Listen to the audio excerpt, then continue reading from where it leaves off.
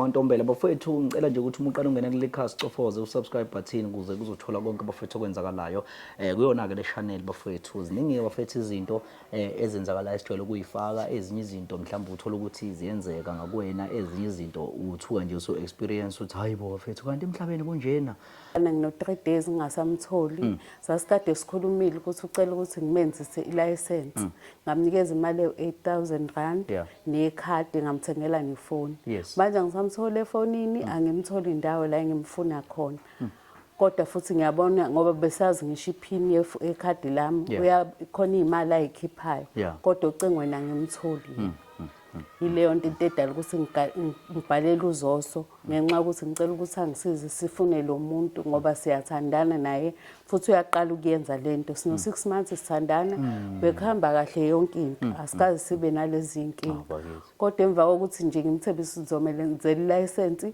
wavele wanyamalala so ngisacela ukuthi uZoso angisize ngaleyo nkingi. Ngicabanga ukuthi bafethu konke kumele sikulungise namhlanje siyafisa ukuthi konke sikulungise namhlanje njengoba ke umama sesiphakamisile ngicabanga futhi akuyona ke futhi okuyinto enkulu ngoba uma silidedela umfowethu uzolokho eqhubeke lokho eswaphe hayi bafethu ubona khona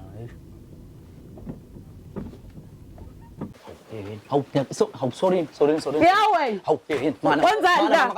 Ufunani la? Ufuna imali zami. Ufuna ikhathi lami wena. Yeyi wena. Ufuna ikhathi lami wena. Alright bafethu wona ke amazwibela lawa kade sinifakela wona noma kanjani nizowabona le video phelele soyifaka ngosuku lwangesabatha kuseni ngo8 bayazika abantu abalandela le channel leni ukuthi ngo8 nje bafethu kusuke seyikhala ivideo suke isingaphakathi siyabonga kakhulu bafethu ngicela nje ukuthi uthenge idatha iwona umsebenzi lo ozobeke wenzeka ke bafethu udaba la umsebenzi lona umama lo wasibhalela ubambana ke nalomfowethu lo osamncanyana ke so bafethu nje kwaba nje into kanjalo umfowethu wahamba nemali wahamba nje 3 days samthola ke kubo kamngani wakhe lo mfowethu lo kanti kuleleke nalentombi le njengoba nje niyibona la idonsa ingubo kukube kanjena hey bafethu sabondwa lana akekho umuntu ongayitholanga empama silamula senziwa yonke into ngabuye umuno wami ugobile ngisho ugoba ngaze ngaya kudokotela so bafethu nje noma kanjani bafethu ungakhohlwa ukulike usubscribe ucomment nokwenza nje zonke izinto bafethu.